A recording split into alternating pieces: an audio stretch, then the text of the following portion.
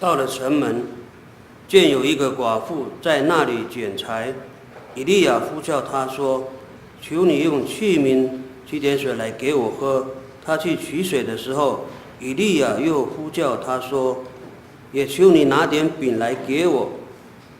他说：“我指着永生耶和华你的神起誓，我没有饼，坛内只有一把面，瓶里只有一点油。我现在找2根柴回家，要为我和我儿子做饼，我们吃了，死就死吧。”以利亚对他说：“不要惧怕，可以照你所说的去做吧。只要先为我做一个小饼拿来给我，然后为你和你的儿子做饼。因为耶和华以色列的神如此说：坛内的面必不减少，瓶里的油必不短缺，直到耶和华降在地上的日子以上。”这是我们来请本堂许牧师来讲到最后仅有的。我们一起同心来祷告。爱我们的天父上帝，我们感谢你赏赐丰盛的恩典在我们每一位弟兄姐妹的身上，使我们在过去的日子里面得以坚立站立在你的恩典道路。这时我们聚集在此，愿你的话语成为我们生命的力量，也成为我们未来的盼望。愿主你的圣灵亲自运行。祷告奉靠主耶稣基督的圣名，阿们。各位弟兄姐妹，大家平安。现在已经是6月第1个主日。在过去5月份里面，我们教会的灵命操练的题目是信心，尤其是在信心的功课上，我们在继续的学习。不是代表着5月的灵命操练无伪的信心之后，我们就不需要了，反而是更加在我们的生命当中，我们透过过去这1个月的灵命操练里面，是我们在信仰上，是我们对于上帝的一个信心，应该一步一步的往前走。我们更加有信心，在依靠着上帝。所以在过去这1个月当中，我在参加几个小组聚会的时候，也听见许多弟兄姐妹在分享什么？分享在他们的这个对上帝的这个信心，怎么样在他们生活中真实的展现出来。其实听到他们的分享当中，也可以来提醒我们，其实基督徒的生命不是一帆风顺的，也会经过所谓的风风雨雨，会有大风大浪。所以这个时候，透过过去这1个月，我们在信心功课的操练上之后，我们应该再一次想一想一些问题。我们应该想一想，是不是不论在任何的情况底下，就是说在顺境中也好，在困境中也好，如果在那样的状况下，顺境的时候，你所拥有的东西是什么？当你现在困境当中的时候，那么你拥有的又是哪些东西？那么在顺境里面，你会需要的是什么？在困境的时候，你又会需要的是什么样的一个东西？在过去这段日子里面，因着在社区里面的工作，因着接触一些家庭的需要，我看见很多家庭在他们的生命当中都面临了一些困境。这些困境有的是在经济上面的困境，有的是因为环境所造成的困境，更有的人是因为自己的内心所造成的一个困境，而不知道要如何来面对。这些家庭都有一个特色，一个共同点，就是他们不对未来，他们没有盼望，他们不知道应该如何去走下去。然而在我们的生命当中，我们都会遇到有困境的时刻，但是我们要记得，不论我们处在什么样的一个困境里面，依然有一个美好的事物的存在。那是因为上帝在我们当中，只是你如何去看待你所面对的这个困境。在过去从圣经旧约历史里面，以色列人他可以让我们知道，不论是在顺境或困境当中，其实都有我们所拥有的东西，也都有我们所需要的东西。从历史的角度里面来看，从大卫王那个时期，以色列国在那个时候开始渐渐的强盛起来。大卫传给他的儿子所罗门，我们可以看到，在整个以色列的历史发展里面，所罗门是一个极强盛的国家。但是所罗门在晚年的时候，与上帝越来越远离，他不再信奉耶和华上帝，开始祭祀那些外邦的神明。耶和华对此十分的愤怒，他要降灾于他。但是因为他先前对大卫王的一个承诺，所以他就让他的后代开始来承受这样的一个罪所带来的刑罚。在所罗门王过世之后，四周的邻国有很多的仇敌兴起，以色列人自己也分裂成为两个国家，北国以色列，南国犹太国。这样子的分裂在圣经里面一直都没有再合在一起。经过了数代之后，以撒玛利亚为首都的北国以色列，亚哈王继承王位，成为以色列的国王。那亚哈王他却不信奉耶和华上帝，他为了与其他周遭国家表示友好的关系，他娶了从泰尔那个地方来的一个人，一个女子，就是耶洗别，成为他的妻子。而耶洗别带来了腓尼基人的信仰，所以以致亚哈王和耶洗别在他的所居住的城里面修筑了一个祭坛，这个祭坛是来祭祀巴力的。他亚哈王犯了过去他历代的祖先所犯的罪。在经文里面有记载说，亚哈犯了耶罗波安的罪。耶罗波安他所犯的罪就是做了2只金牛，让百姓去祭拜。他甚至在祭坛上自己献祭，又自己命令设立祭司。亚哈王做了这些的事，他觉得没有关系，他觉得这只是小事情而已，所以他就去侍奉巴力，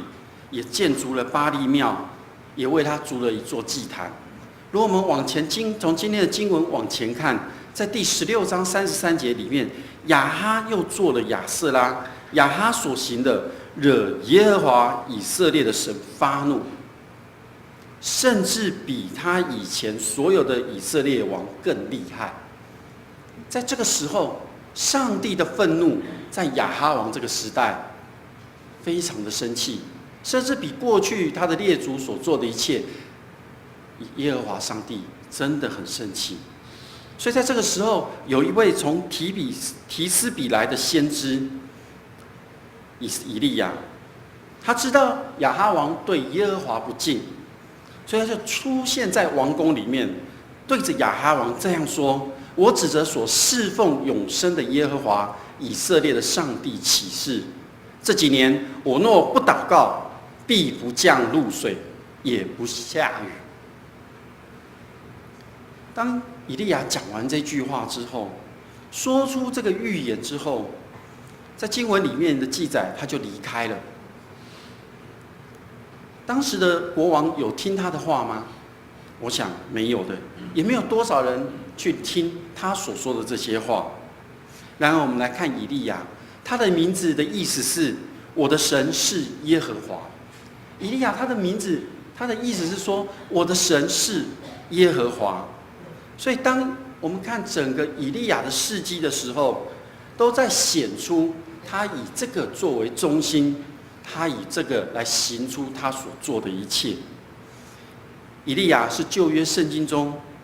他占着很大很极重要的一个分量的一位先知，也是整个旧约圣经里面记载着2位没有死亡就被耶和华直接接回天上的2位人物之一。第一位是记载在创世纪第5章24节的以诺。以诺与上帝有亲密的关系，甚至在圣经里面的马拉基书预言，他是在上帝审判日来到之前一定会回来的先知。所以因此在传统上，犹太人在聚会的时候，都会特别保留一个位置，这个位置就是要给以利亚做的。今天的经文我们可以看到，当以利亚向亚哈王说完话之后，耶和华上帝的话临到以利亚。这个临到是非常重要的。这个临到的意思是说，直接的，耶和华上帝直接对以利亚说，这个临到是耶和华上帝对着以利亚说，是1对1的说话，告诉以利亚要离开，并且往东方去。因为以利亚向上帝祈求，天不下雨也不降甘露。这个真实的就实践了，整整有3年半的时间。所以当以利亚与亚哈王说完之后，上帝要他离开，往东方去。其实上帝要带领人离开的记载有很多。我们来看看，在旧约的时候，亚伯兰，他当时听上帝的话，他离开本族本家。他离开的时候，他是带着家人，他带着财产，带着他生活所需的东西。所以当他离开的时候，他不用担心。以色列人出埃及的时候，也是带着所有的人、所有的家产、牲畜来离开，甚至连埃及人都准备了东西请他们离开。但是我们来看看以利亚，他在那样的一个环境当中，干旱的时候，他是耶和华上帝的仆人。当他走到基利溪旁，他身上有什么东西？他那个时候，他所需要的又是什么？耶和华对亚哈王的警告是天降旱灾，但是对以利亚却是告诉他要如何因应在这个旱灾当中的一个生活求生的方式。上帝明确的告诉以利亚说，你要在约旦河东边的基利溪旁。以利亚所需要的是维系生命的一些东西。上帝对他的仆人相当的恩待关照他，所以差遣了乌鸦早晚送食物给他，也可以让他喝基利溪的溪水，一直到溪水枯干了。溪水会枯干，是因为这一段日子没有下雨。但是对以利亚来说，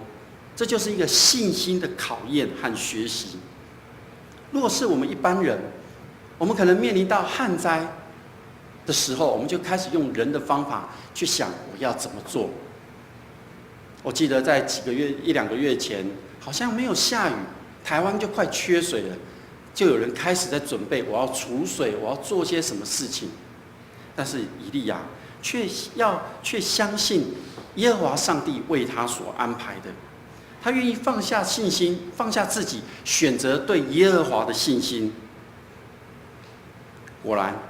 以利亚凭着信心顺服上帝的安排，让他能够真实的经历到那乌鸦带着食物来到他的面前，以及耶和华的信实，让以利亚能够真真实实的在以后的侍奉当中增加了许多的信心。所以再一次经历过这样的恩典之后，耶和华上帝的话再一次临到以利亚，再一次对以利亚说，要他往西顿的撒勒法去，在那里已经为他预备了他生命所需要的食物。以利亚凭着信心，安然的度过在前面的那一段面临饥荒无水的一个情况。所以在这个时候，他要继续来面对第2次的一个信心的学习的功课，就是面对着寡妇的处境。当他面对寡妇的时候，他身为上帝的仆人，他会忍心来向这个寡妇要食物吗？但是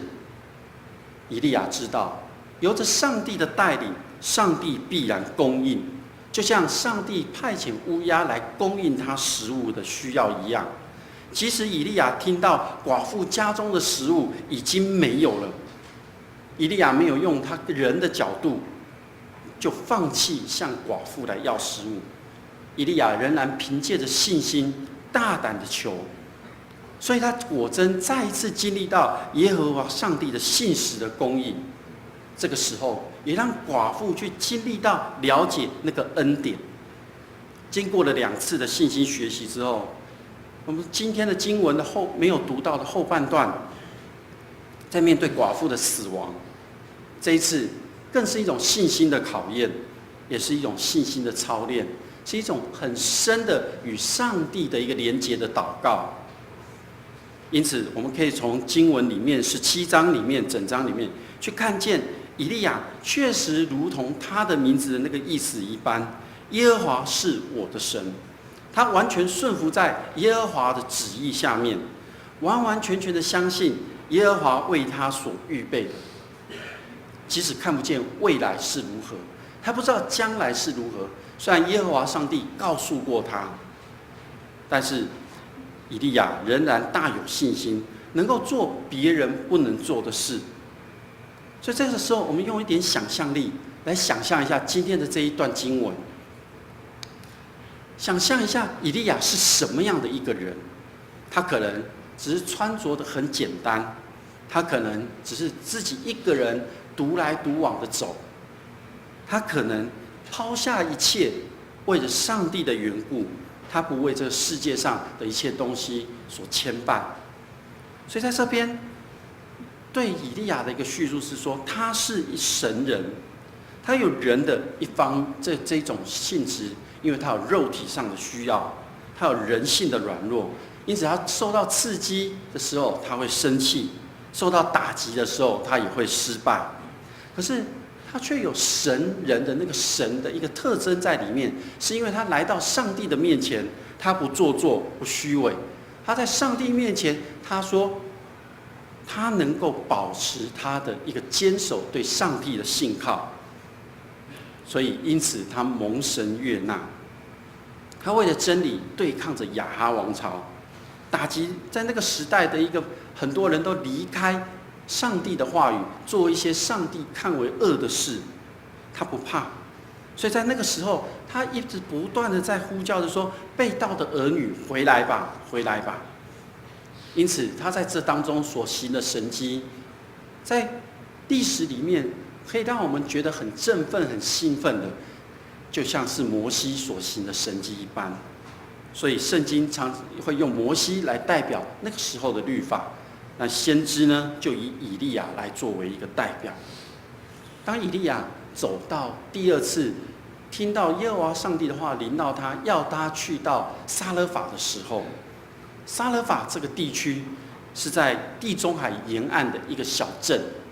这个地方是一个迦南文化宗教非常盛行的一个地方，也就是这个地方的人都是拜巴力外邦的一些神。以利亚到城门口的时候，就看见一位寡妇。上帝早就告诉他了，所以当他到了那里的时候，他看见一位寡妇。寡妇在当时所代表的含义是贫穷、弱势，没有社会地位，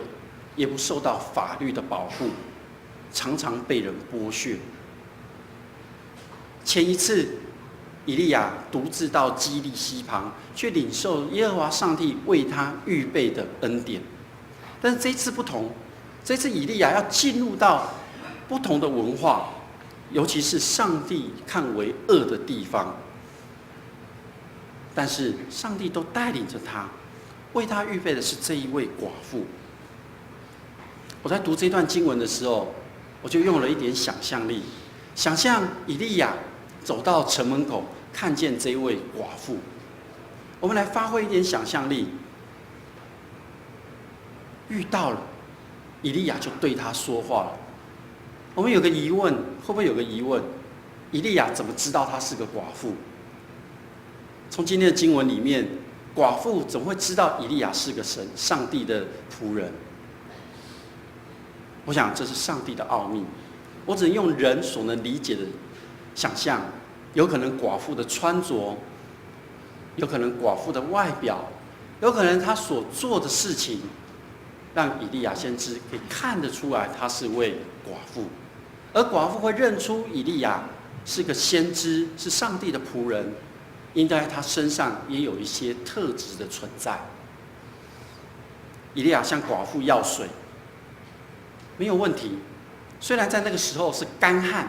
但是水依然还是有。所以以利亚跟他要，寡妇就准备去拿给他。但是以利亚又接着说，要给我一个饼。寡妇的反应，从经文里面没有描述到她的情绪，但我们想象她的反应会是如何？我用我的想象是，她会很激烈，她很激烈的说，她会说：“我已经没有了，我已经没有了。”所以经文虽然是这样记载的说：“我指着永生的耶和华你的上帝起誓，我没有饼，坛内只有一把面，瓶里只有一点油。看啊，我去找2根柴，带回家给我和我的儿子做饼，我们吃了就等死。”好像是在说，我就剩下了这一点点的东西了，也是我最后可以维系生命的东西了。我吃完了，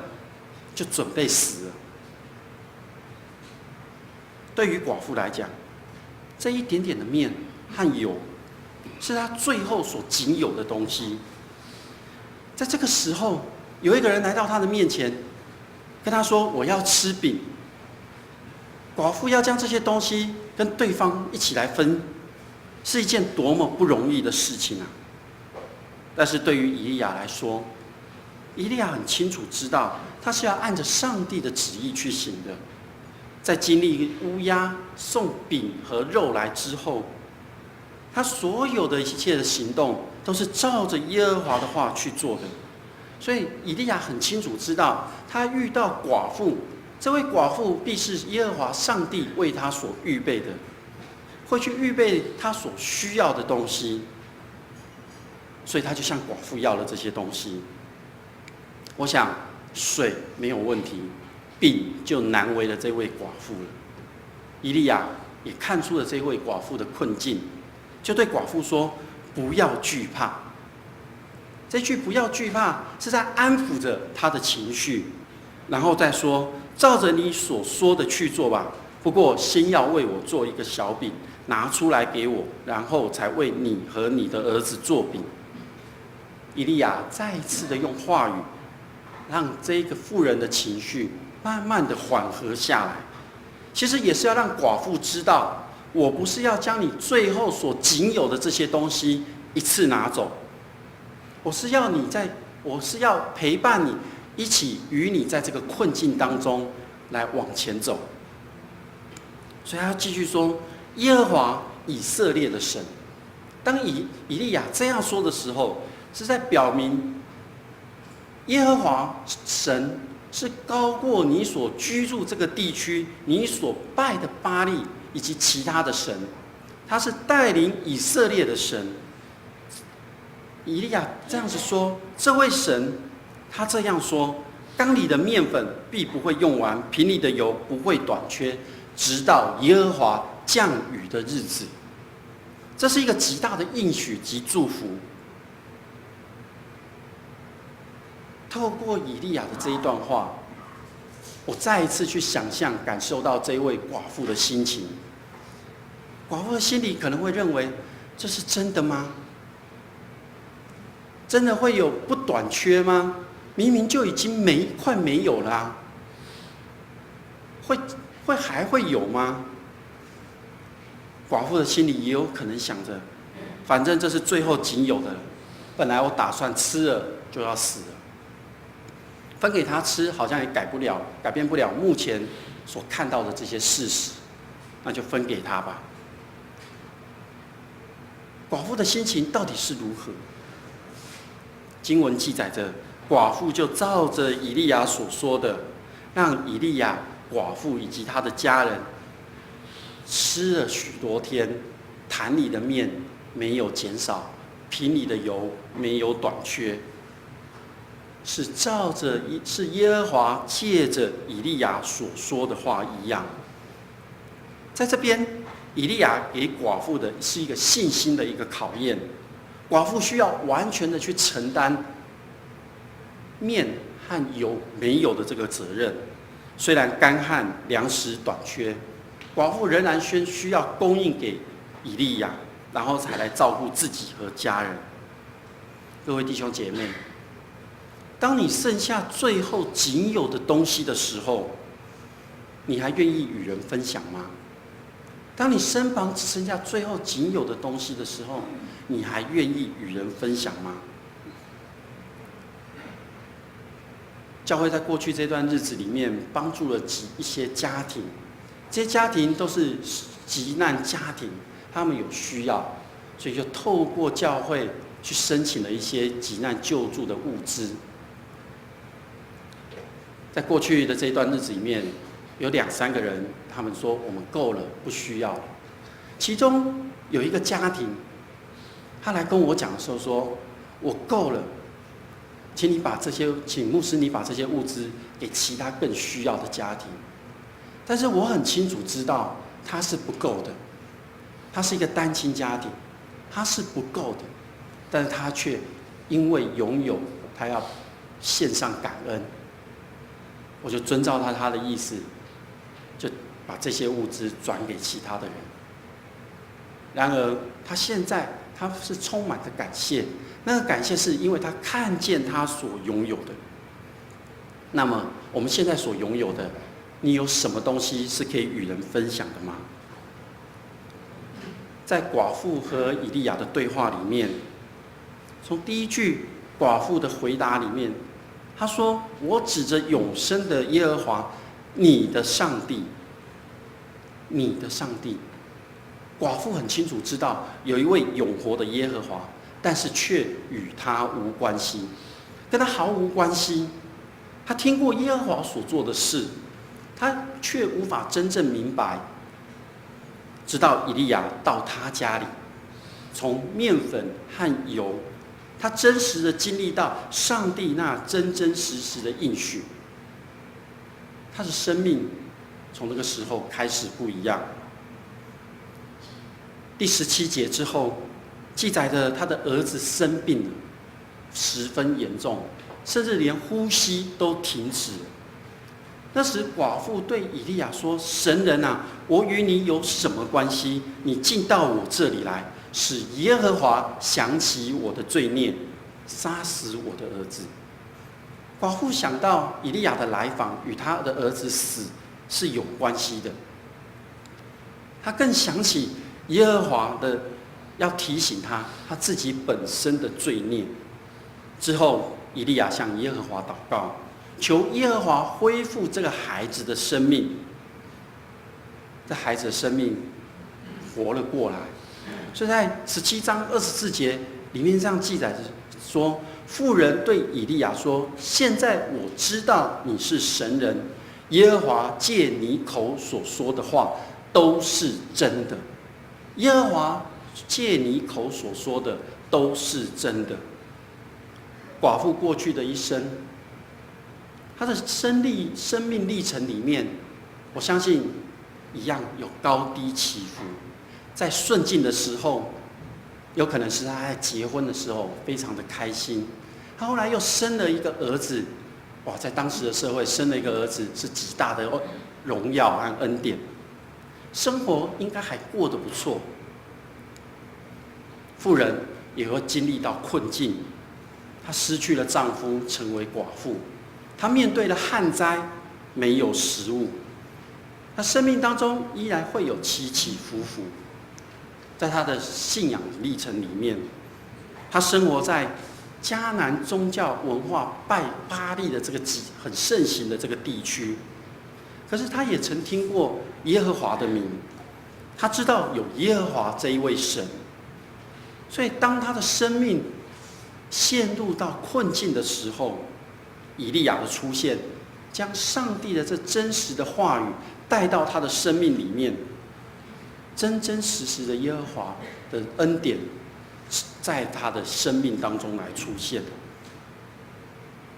她经历了面和油的供应，他经历了儿子死而复活的神迹。他从我知道有一个永活的耶和华你的神，到他安静下来去准备东西给以利亚吃，到最后他说：“我现在知道你是神人，耶和华借你口所说的都是真实的。”各位弟兄姐妹，无论你的生命、生活处境是如何，现在是顺境也好，还是现在正在困境当中，那么你的信仰生命又是如何呢？你是只知道有一个耶和华上帝，有基督耶稣，有圣灵，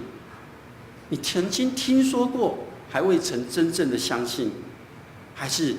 我们每一个人都已经在这个时刻真实到经历到上帝那永恒不变信实的爱呢？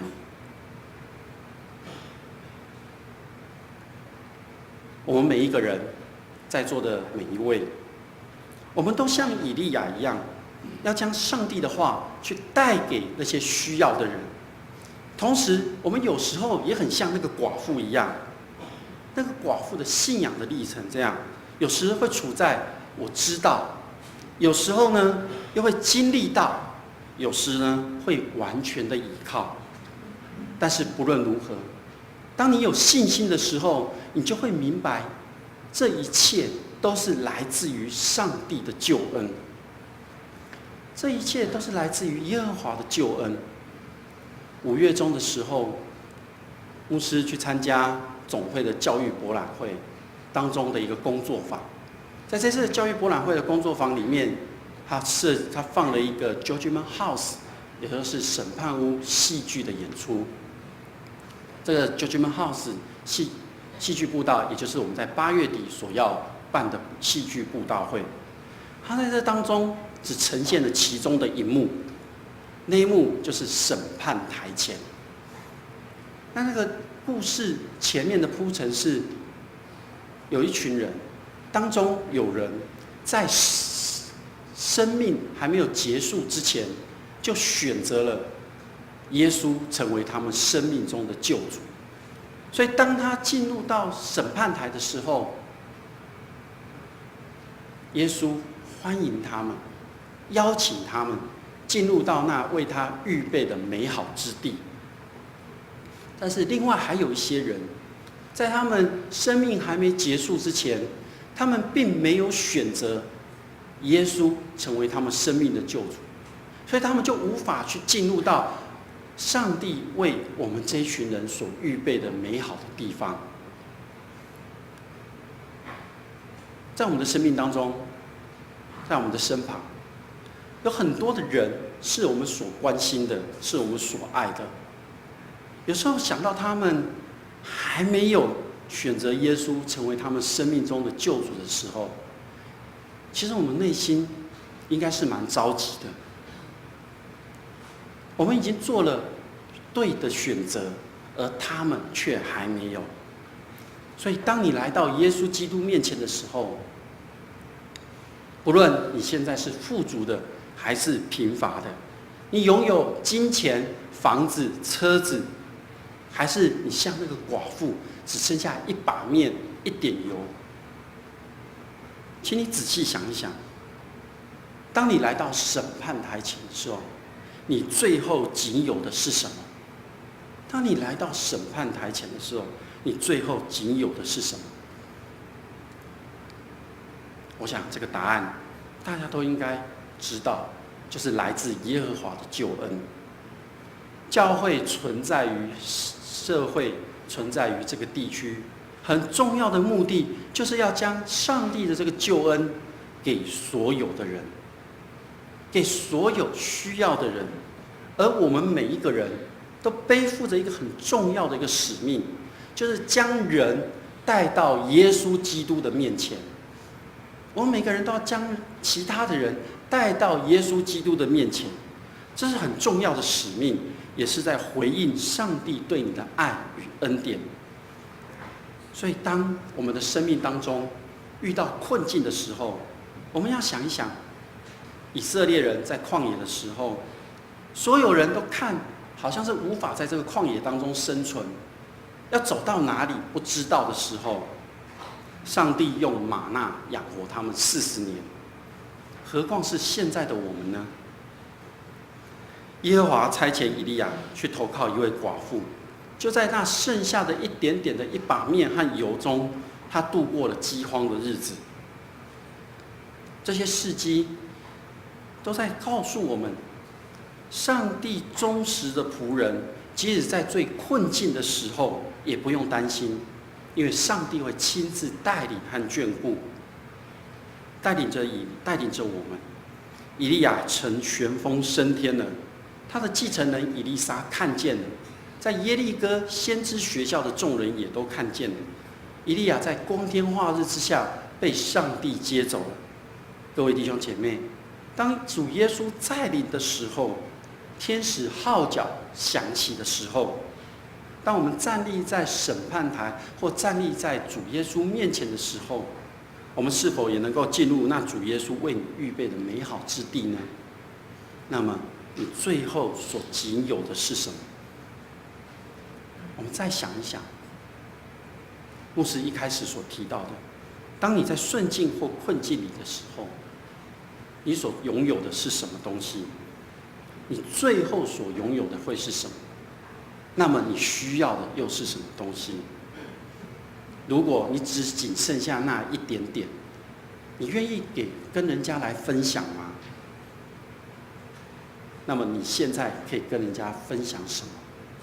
我们一起同心来祷告。爱我们的天父上帝，我们满心感谢你，谢谢你，让我们在过去这段日子，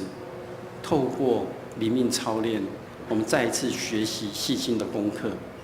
我们知道，不单单只是这一段时间的学习，而是每个时刻我们都要学习。求你保守看顾着我们，不论我们在顺境或困境当中，我们都知道，那最后仅有的都是来自于你的恩典。我们要为此献上感谢，也求你转换我们，让我们用不一样的眼光来看待自己，看待这个世界，使我们成为这个社会、这个社区的一个祝福。要将上帝的救恩与所有的人来分享，愿主你赐福。这时，我们要用新的诫命来告白我们对你的信仰。你要尽心、尽性、尽意爱主你的上帝，这是诫命中的第一，且是最大。其次也相仿，就是要爱人如己。这2条诫命是律法和先知一切道理的总纲。我赐给你们一条新命令，乃是叫你们彼此相爱。我怎样爱你们，你们也要怎样相爱。你们若有彼此相爱的心，众人因此就认出你们是我的门徒了。阿们。